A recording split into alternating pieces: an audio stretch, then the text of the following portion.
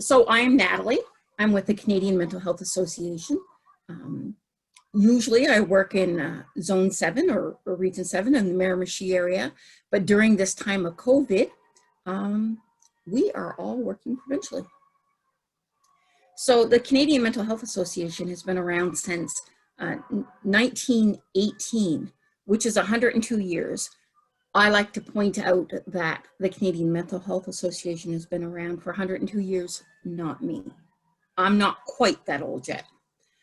But they really are the province-wide leader and champion for mental health. CMHA helps people access community resources that they need to build resilience and support recovery from mental illness. So throughout New Brunswick, we have 18 different locations. Our provincial office is in Fredericton. We have a large office in Moncton, which even has walk-in counseling services. Offices are not open right now. We're all working from home. We also have an office in St. John. And the rest of us scattered throughout the province we're known as community program coordinators. And we're in the more rural regions. We have a peer support program, and we have an employment program, Working Stronger Together, which is for people with any barrier, not just mental health, although that's certainly a component, but any barrier to employment. And they also provide assistance with going back to school.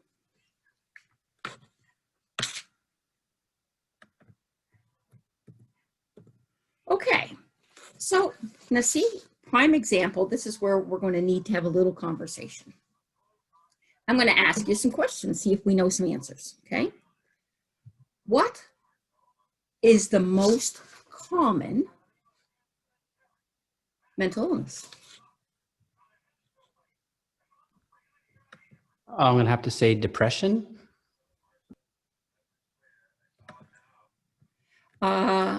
It is not depression, although that is the number 2 one. Number 1 is anxiety. Oh, yeah. Followed very closely by depression. So how about this one? What percentage of individuals experience a mental illness at some point in their lives?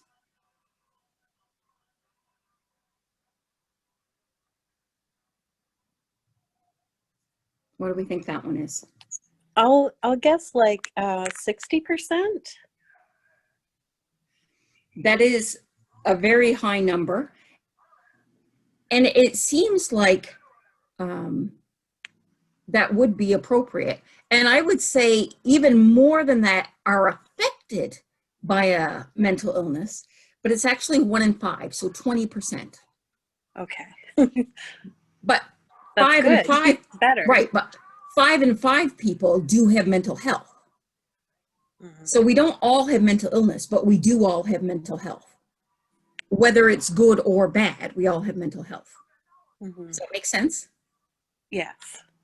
Okay, so how many individuals in Canada miss work each week due to mental health concerns? This number blew me away. Each week.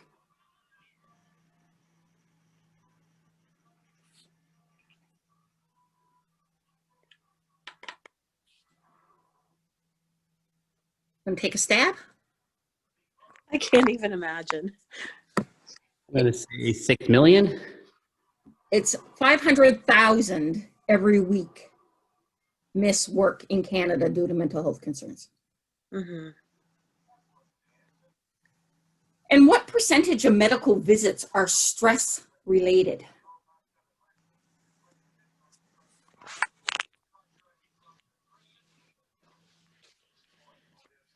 Again, I can't even guess. It's 70 to 80%.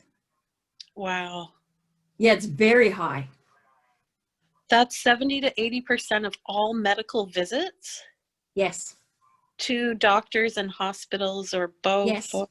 Wow. Both. Any medical visit, be it to a nurse practitioner, even going to a pharmacist asking questions, any of those things. Okay. And what is the difference between mental health and mental illness?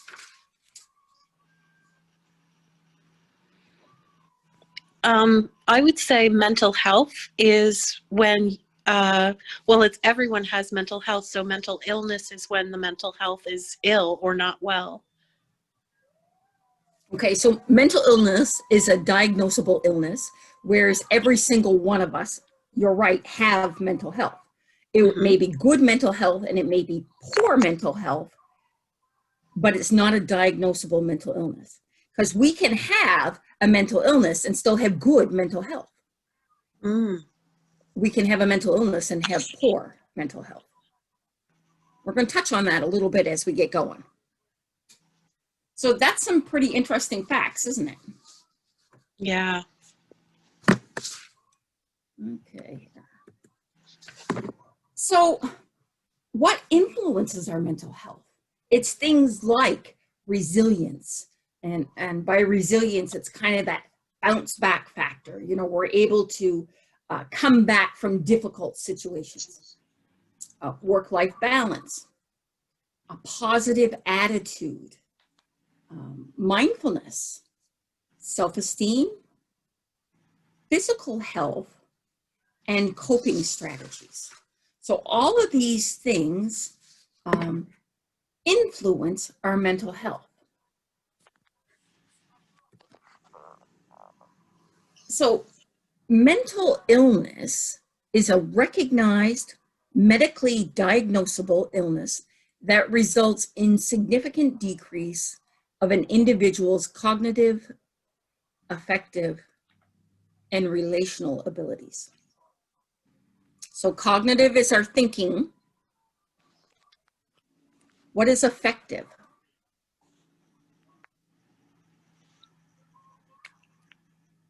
Sorry, what was that? What is affected? Yes, affective. Oh, effective. Yeah.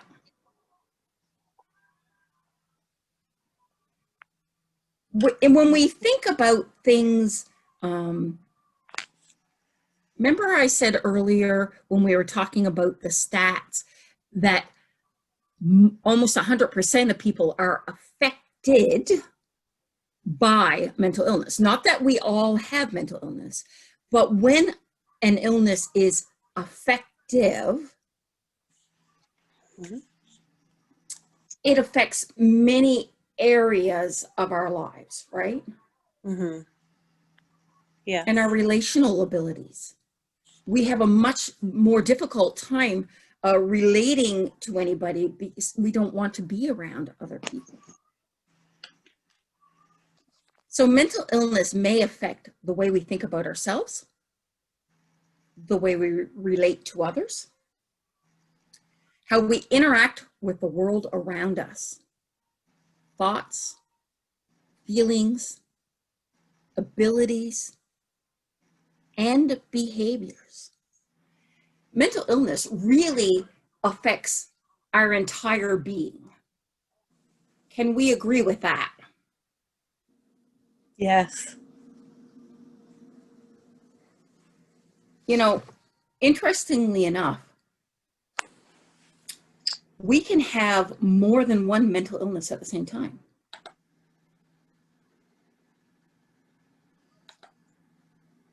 It doesn't matter what color, what creed, how much money we have, any of those factors, mental illness can affect any of us. But it is like other illnesses.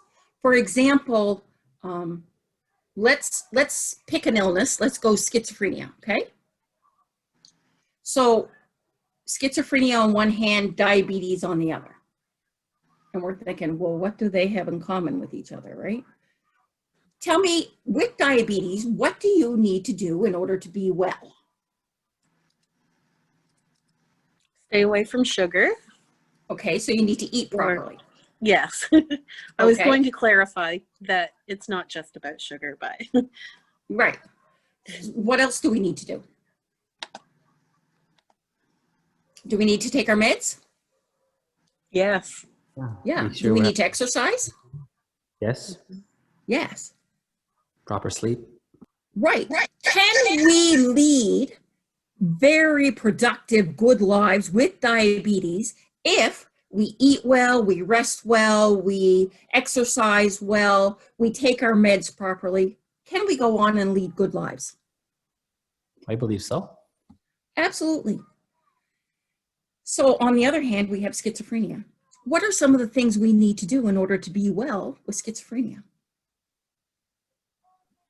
You have to take your meds. You have to take your meds. You have to eat well. You have to sleep well. You have to exercise.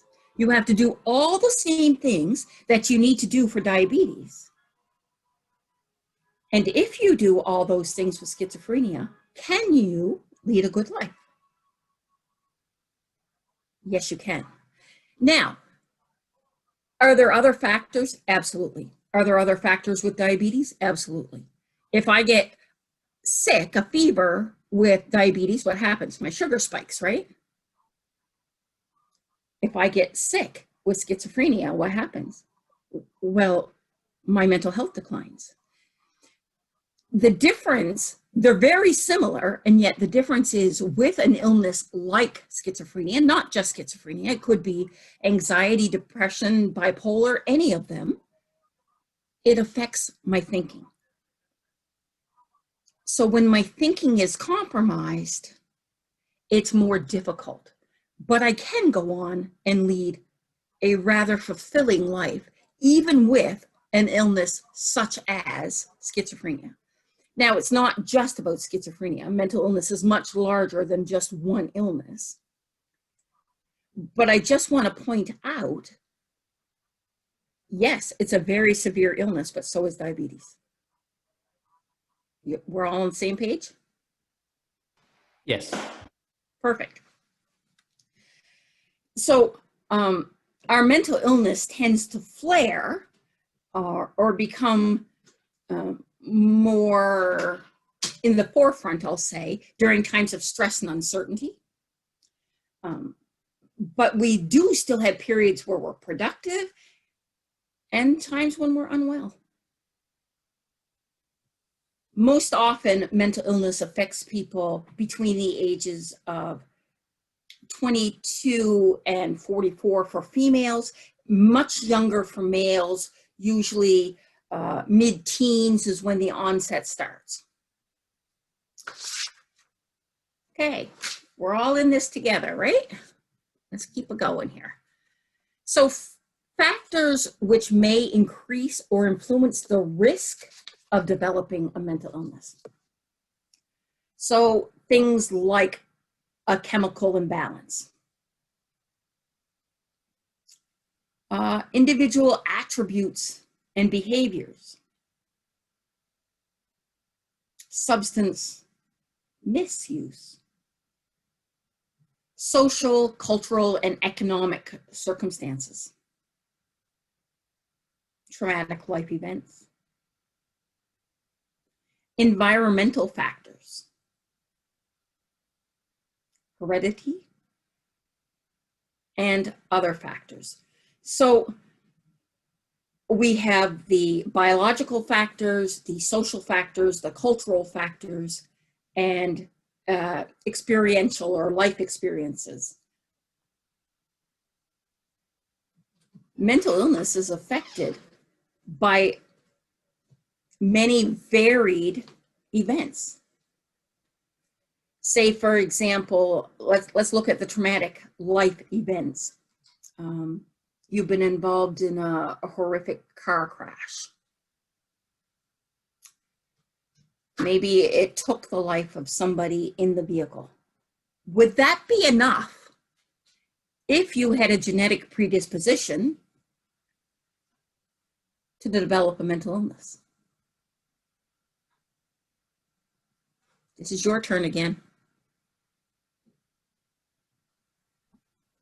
Yeah, I think it could. You know what? There was a psychiatrist in town here at one point, and he said, we are all just one trauma shy of a mental illness. Now, what that trauma is and whom it will affect is up in the air. But it only takes one trigger to do it. Now, many times we have many of these triggers. We have the chemical imbalance, we're misusing substances because we're self-medicating, which puts us in difficult social and cultural circumstances, and it all snowballs into a horrible scenario. Y'all with me? So the mental health continuum. I love this. Remember we were talking earlier about the mental health and the mental illness and how they're not the same? This diagram is going to explain it for us. So if we look at the vertical line, and at the top we have high mental health, and at the bottom we have low mental health. So that vertical line is our mental health line. And remember, every single one of us have mental health. Yes? Then if we look at the horizontal line, we're going to call that line the mental illness line. You guys can keep your mics off because pop in whenever you so desire. So on the one side, we have the high symptoms of mental illness. So that's somebody who is quite unwell with a mental illness, okay? They have a diagnosable mental illness. And then on the other side, we have low symptom of mental illness. So if we look at the quadrants, so let's say we have high mental health up here at the top, and across here we have high symptoms of mental illness. We can be anywhere in that upper quadrant in there and be flourishing. Our mental health is good. We've got coping skills under control. Yes, I have a severe persistent mental illness, but I'm dealing well with it because I have good mental health. If we come down to that lower quadrant, I have high symptoms of mental illness and I have low mental health. They say we're languishing and symptoms of mental illness. So I'm really not doing well. I don't really like that term languishing, but that is the term they use. But things aren't going real well for me, okay? So then if we come across again and we have low mental health and low symptoms of mental illness, we're still not doing real well because I have low mental health. So I don't have good coping skills and I don't cope well with everyday life. And then if we go to the upper quadrant, I have high mental health and I have low symptoms of mental illness. I am doing tickety-boo. Everything is going really well for me. So do you see how we can have, all of us have the mental health and we can have a mental illness and we can fit anywhere in this continuum.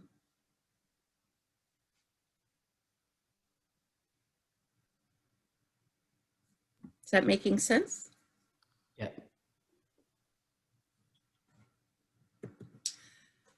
So signs and symptoms of mental illness.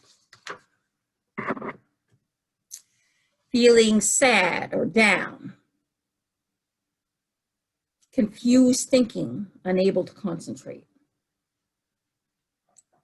Excessive fears, extreme feelings of guilt, mood changes, highs and lows, low energy, problems sleeping, inability to cope with daily problems, alcohol or drug abuse,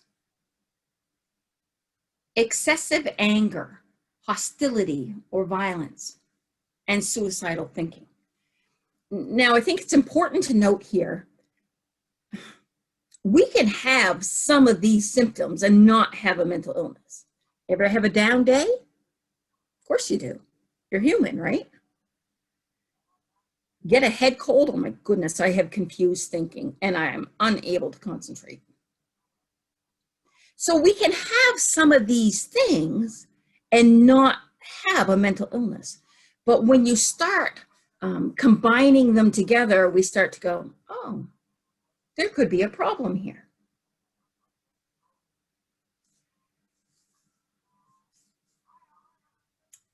Sometimes when we have a mental illness, we get complications that are sometimes linked to the mental illness.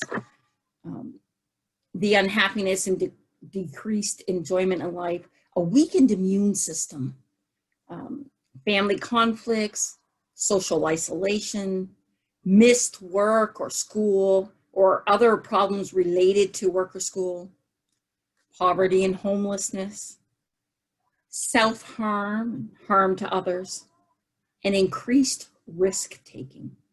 Those all tend to be complications that sometimes happen with a mental illness. And sometimes, especially depression, it can appear as a physical problem because we have stomach pain and back pain, headaches, and other unexplained aches and pains.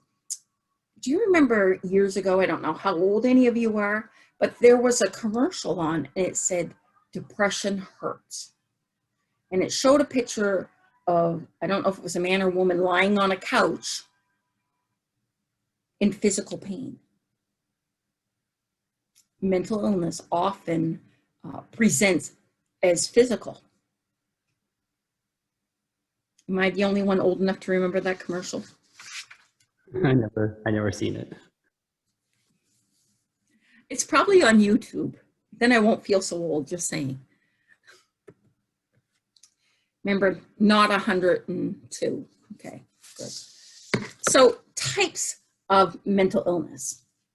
We have anxiety, we have mood disorders, personality, attention deficit hyperactivity disorder, dementia, substance use, eating disorders, schizophrenia, and complex mental health problems. We're going to talk a little bit about those as we get going, okay? So understanding mental illnesses. So anxiety, feelings of anxiousness combined with physical symptoms that interfere with everyday activities.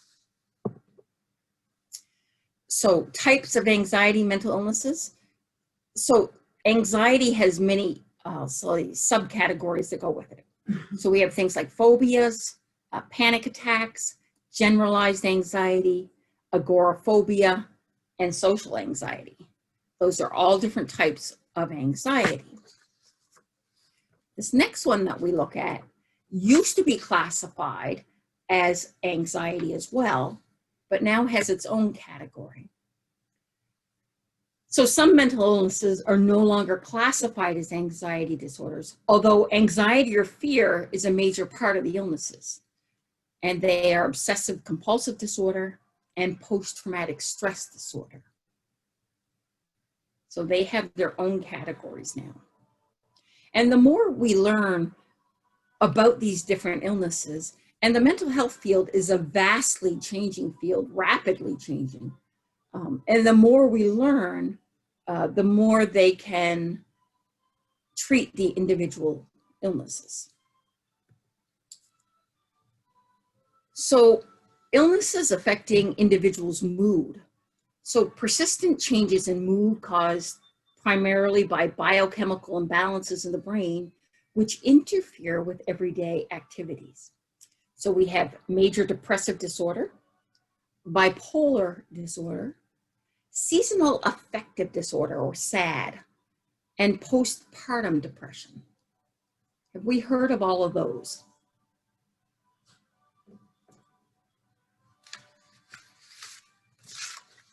Yes? Yeah.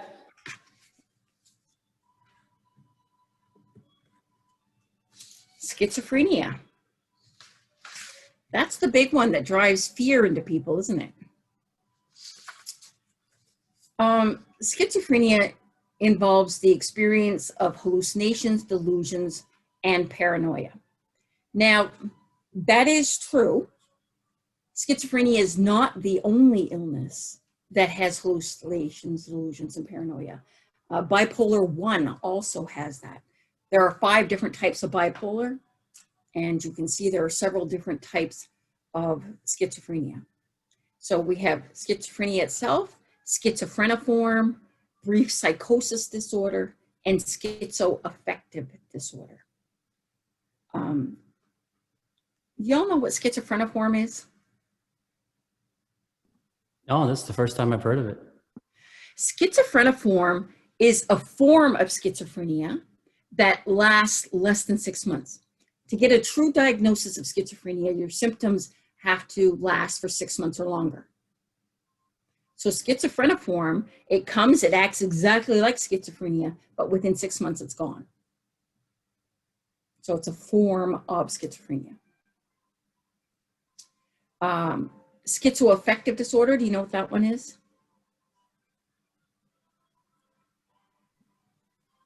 No, neither one either.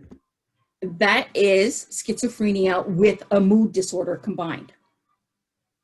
So usually it's bipolar. So if an individual has schizophrenia and bipolar, it's known as schizoaffective disorder. Okay? And the brief psychosis disorder, it's kind of the one and done, I like to call it. Maybe you've had a very traumatic event, you go into a state of psychosis, you get over the traumatic event and the psychosis is gone and you never have it again. That's brief psychosis disorder. Okay? Stigma. Oh my goodness. There's no stigma around mental illness, is there? Well, maybe a little. Funny. I think the schizophrenia, I think would probably have one of the most, wouldn't it? Would you think that? I do think that is the case. Schizophrenia, and not that I want to have it, that's not what I'm saying, but it gets a bad rap. If you watch any crime shows on TV or what have you, when they have a mass murderer or somebody who's gone off, they have schizophrenia. It's almost a done deal. I had to stop watching the shows because I couldn't handle it anymore. And I used to work for the Schizophrenia Society, so I just couldn't handle it. Because I know lots of people with schizophrenia who, they're usually the victims of violence, not the perpetrators. So stigma, it's the negative and prejudicial ways in which people living with mental illness are labeled. I hate labels. Like even normal. What is normal? It's a setting on a washer or a dryer. Normal sounds kind of boring. Who wants to be normal? It often means being labeled as nothing more than the disease itself. Stigma is an internal attitude and beliefs held by individuals, often about a minority group, such as people with mental illness. And Kevin, you're right in that it's okay now to have depression. It's even okay to have anxiety. It's semi-okay to have bipolar. It's, you know, a lot of big TV stars have come out and said, movie stars, that they have bipolar. You don't see people too often going, oh yeah, I have schizophrenia. You don't see it, do you? And there's even something known as self-stigmatization, so that the individual living with whatever the illness is says, I can't do that because people will look at me funny. So we stigmatize ourselves. And it makes it difficult. So sometimes people won't say anything, but they might cross the street so they don't have to be near you. I remember at one point I was working with a lady who was in a wheelchair, and she was known by everybody in town. She was an absolutely lovely lady, and she was out selling tickets for the Schizophrenia Society. And they would see her and they'd call her out by name and, oh, what are you selling tickets on? And she'd say, for the Schizophrenia Society, and they'd back up almost like they were going to catch it. That is stigma. That is stigma.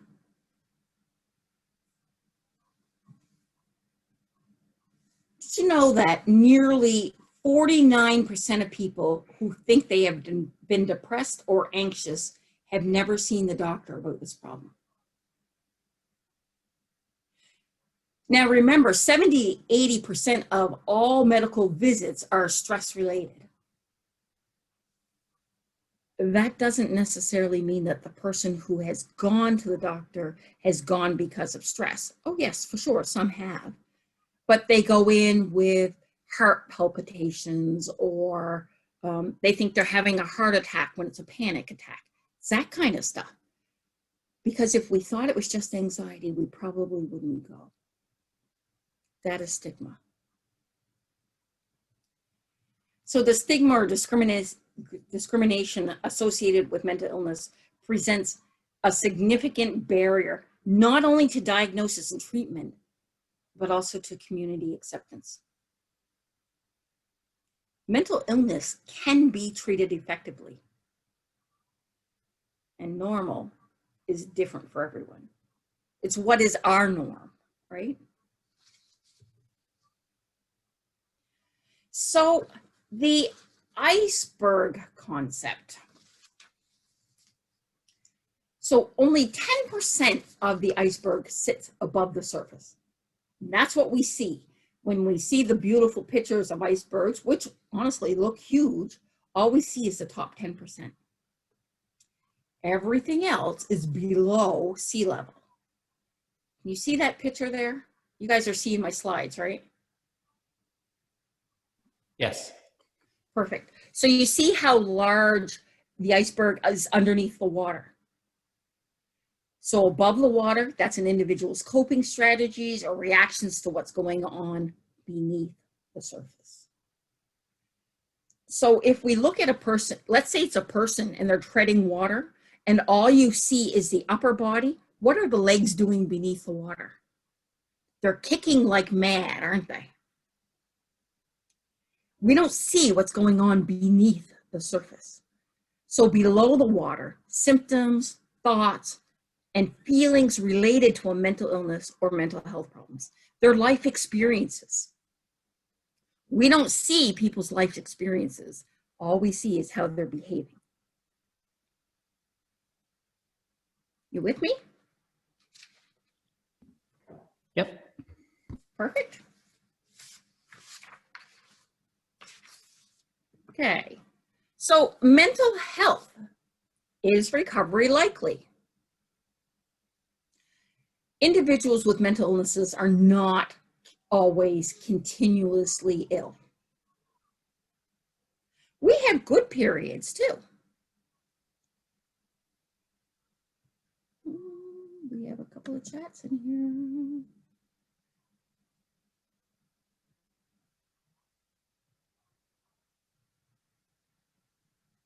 Okay. Recovery is not a continuous line from sick to well. Well, wouldn't that be easy? I like to compare it to a garden path, okay? If you go to some of these big old historic gardens and you're walking through the garden, very rarely is it a straight line from A to B, right? You're going around the bushes and through different terrains, and you see different plants and all these different things.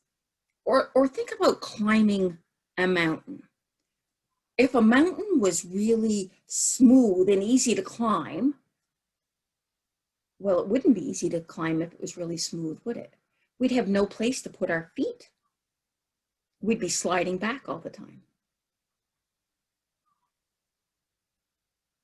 Think about, with me, if you will, a moment of instant gratification. Can you remember something that was instantly gratifying? Maybe, maybe not. Go ahead, Kevin.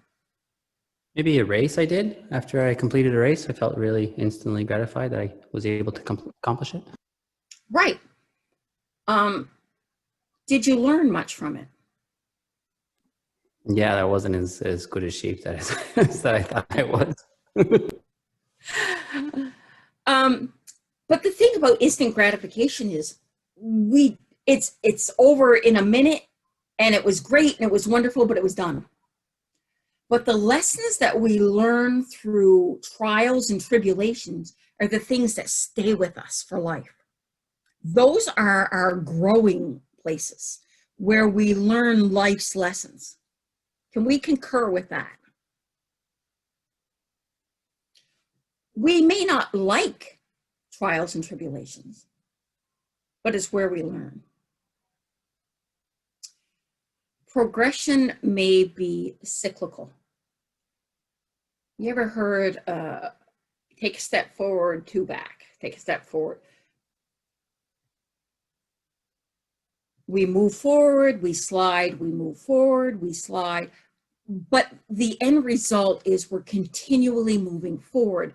And like the grieving process, we cycle back through the anger, the loneliness. Like there are 7 stages to grieve, but it's not a straight line. You're constantly going from one to another, and we circle back until we finally get out of the circle. Many effective treatments exist. It's very likely to be able to successfully go back to work.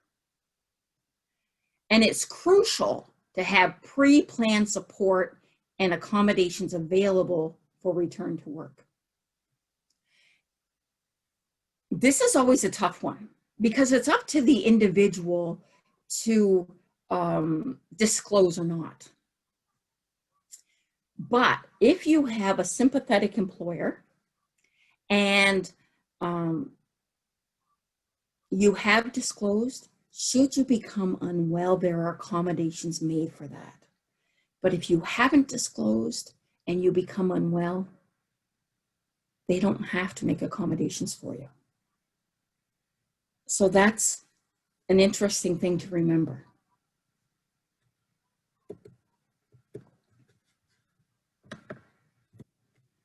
So treatments for mental illness. Medication. Most common psychiatric treatment. It's rare that somebody isn't put on medication. They help control the symptoms. Currently, there is no cure for mental illness, but there are effective treatments. And we can live in recovery. Recovery doesn't mean cured. Oh, here we go. Medications are not meant as a cure and cannot cure mental illnesses. Many have various types of side effects that may be physical, emotional, or cognitive. The problem that a lot of people have with mental illnesses is that we feel the side effects of the medications long before we feel the benefits of the medication. It takes about 6 full weeks to have the full effectiveness of an antipsychotic medication working for you. You feel side effects almost from day one. So somebody may say, oh, I'm not going to take these. They make me feel terrible. But they've only been on them a week. And yeah, they probably do make you feel terrible. And they want to stop taking them.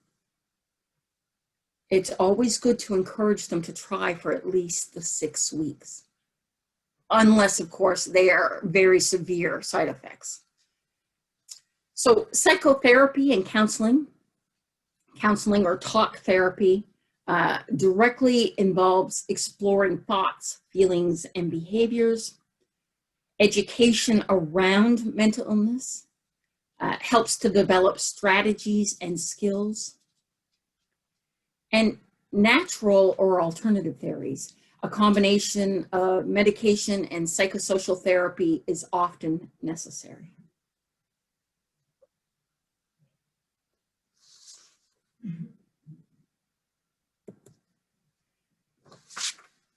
So the community resource-based model. This, we have the person living with the illness kind of fill this out, okay? So we have the person in the center. We look at family and friends, self-help and consumer organizations. So that is places like Addictions Mental Health Services, that is places like the Schizophrenia Society, that is places like the Canadian Mental Health Association, that type of thing. The mental health services, again, that's inpatient services, that's outpatient services, and generic community services and groups. So places that we can get involved and feel a part of the community. Volunteering is huge. So the treatment plan. We have the family and primary care doctor. We have the nurse practitioner. We have the physician's assistant, the psychiatrist, the psychologist, the psychotherapist, the pharmacist, the naturopath, the dietitian, the social worker, wellness leaders, including your spiritual leader, family, friends, etc. The list really is huge. I mean, we could throw in there registered massage therapist, occupational therapist.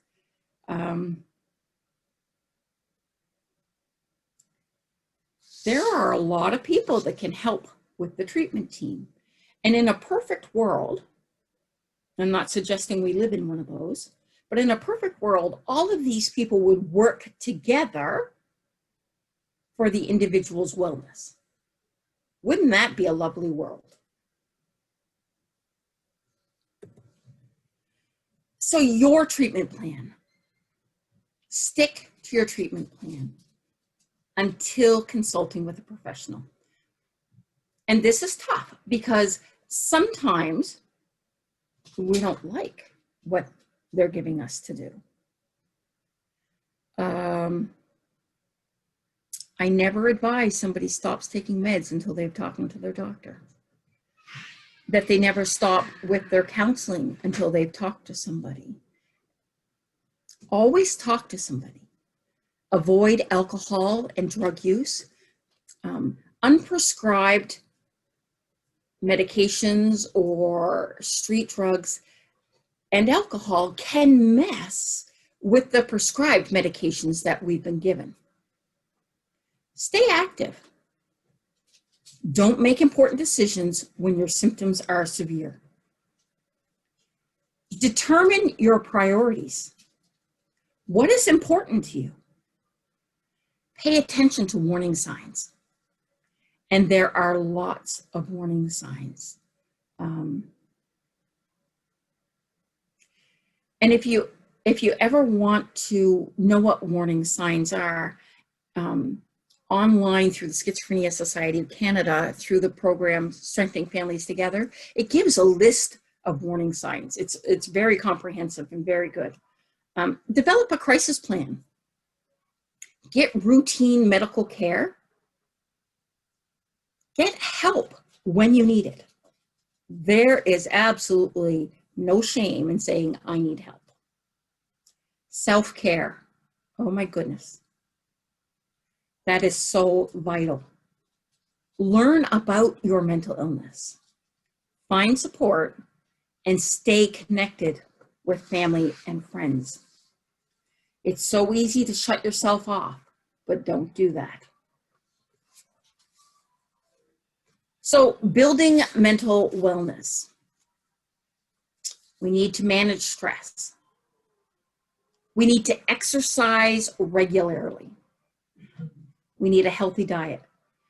Listen, have you all ever heard tell of the RED theory? R-E-D? For rest, exercise, and diet?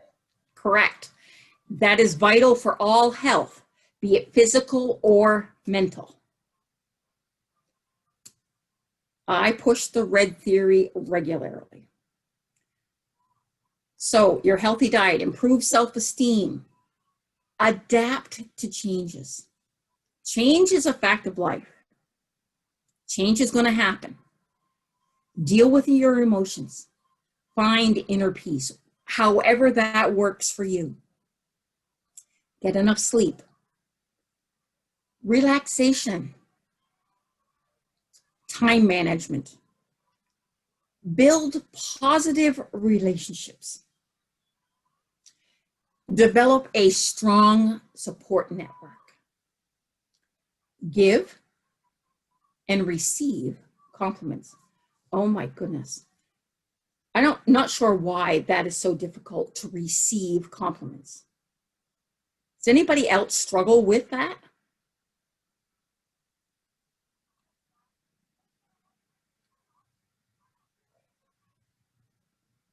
When we don't receive compliments graciously, it tells the person who gave you the compliment that they're wrong and that they don't know what they're talking about. Did you ever think about it that way? Get involved in your community. Setting priorities and problem solving. You know, one of your greatest friends is going to be developing a positive attitude. Optimism or a positive attitude, people are happier, they're more productive, it gives you confidence in your skills and abilities, the ability to judge risks, the ability to see positive side in tough situations. It's knowing how to look at negative situations in several ways. And it helps reduce blood pressure, cholesterol, sugars. A positive attitude is amazing. So, support strategies. Be supportive and understanding. Spend time with the person. Listen to him or her. Never underestimate the person's abilities. Encourage the person to follow his or her treatment plan and seek out support services. Become informed about mental illness. It's so much less scary when we know what it is. Crisis training, self-help, and or individual counseling will help you become a better support person. Make the person's safety your priority. Learn and know about community resources. It's so helpful to know what's available in your community. And for a little community, Miramichi has a lot of resources. And develop coping strategies and boundaries for challenging behaviors. It's okay to say that's not okay. You have to know where your boundaries are.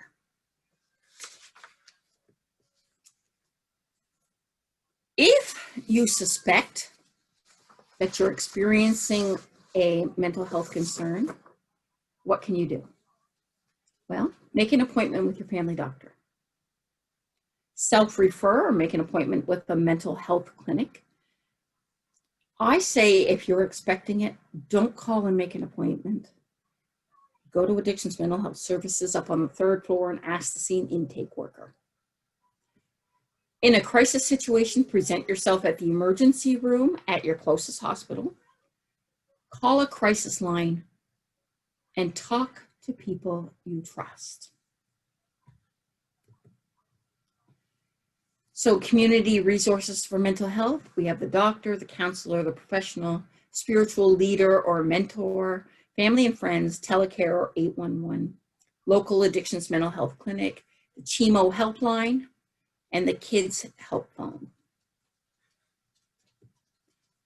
And I guess I didn't put my contact information in there, but if you would like to reach me, I am Natalie, Natalie,